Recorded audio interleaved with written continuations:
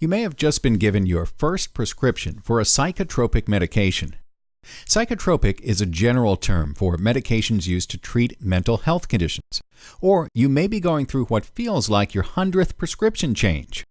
Maybe you're discouraged with side effects or lack of improvement, and you've decided to stop taking medication as part of your treatment. It's not uncommon to be prescribed a variety of medications throughout a lifetime. Not all medicine works for everyone, so there's often some trial and error before finding a solution.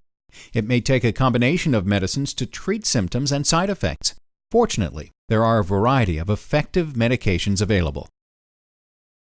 Jose has decided to talk to his pharmacist to learn more information about psychotropic medications, how they work, and what options are available. She begins by telling him about medications that are often prescribed for depression. Typically, the first class of medications used to treat depression are selective serotonin reuptake inhibitors, or SSRIs, and selective norepinephrine reuptake inhibitors, or SNRIs. These medications increase the levels of neurotransmitters in the brain, allowing positive emotions and messages to pass through. Jose mentions that he has heard there are a lot of complaints about dry mouth, weight gain, and sexual problems from people taking SSRIs and SNRIs. The pharmacist explains that many side effects go away after a few weeks. If side effects do continue, changing medications or dosage can often resolve the problem. Stopping this type of medication abruptly can result in very uncomfortable side effects. Whenever stopping an SSRI or SNRI medication, it's necessary to work with the prescriber to taper off the dosage while brain chemicals get used to the change. SSRIs and SNRIs have a lower risk of being fatal if taken in overdose. Next, she talks about tricyclics or TCAs, older medications used to treat depression. They are still used today when SSRIs and SNRIs fail to work. They have additional side effects, and overdoses of this type of medication can be deadly.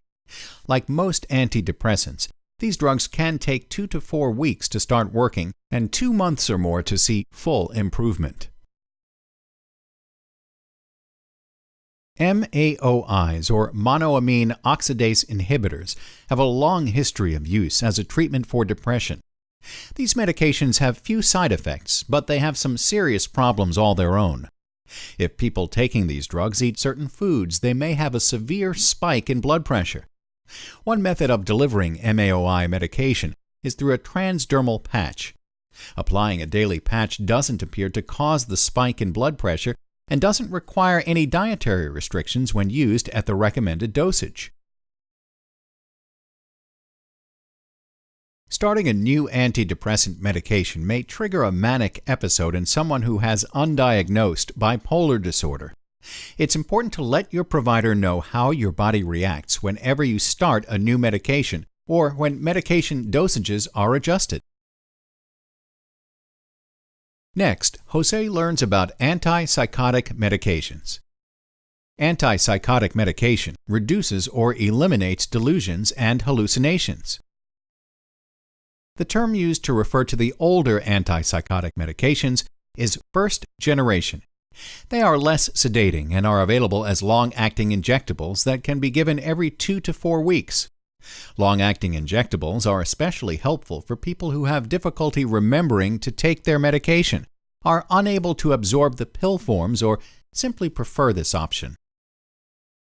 One of the challenges with antipsychotics is that they can affect neurons outside the brain that move muscles.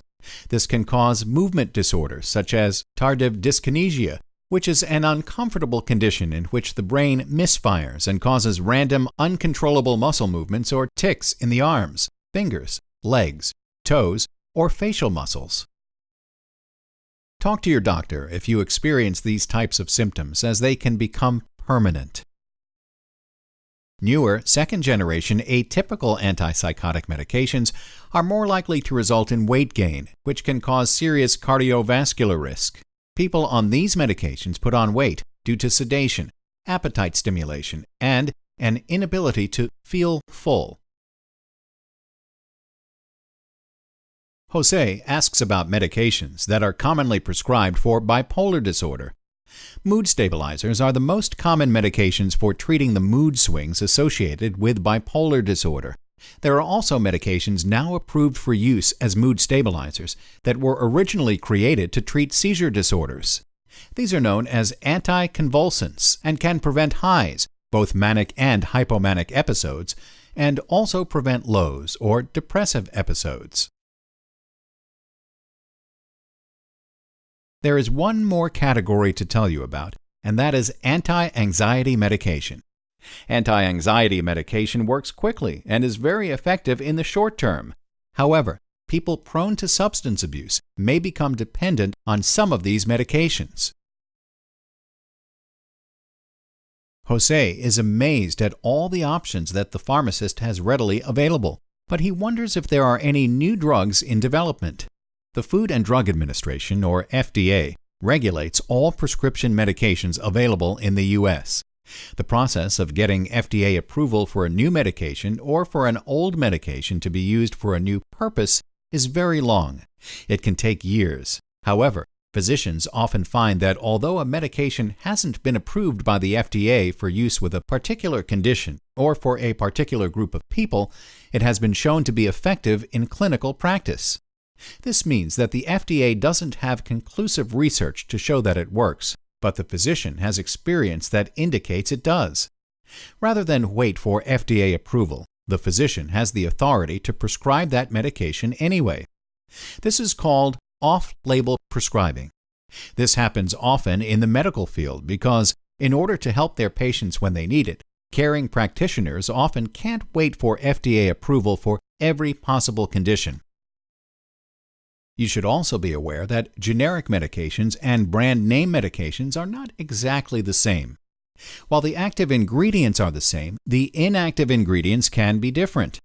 The inactive ingredients can impact how the medications work for different people. For this reason, if you've switched from a name brand to a generic and notice changes in symptoms or side effects, talk with your provider. The future of treatment for mental health symptoms is hopeful. Scientists are learning more every day. Research is now concentrating on understanding changes that happen within our cells, believing a more effective target for drug action may be revealed. You may want to do some research yourself and read about other new discoveries that may change the future of psychotropic medication options.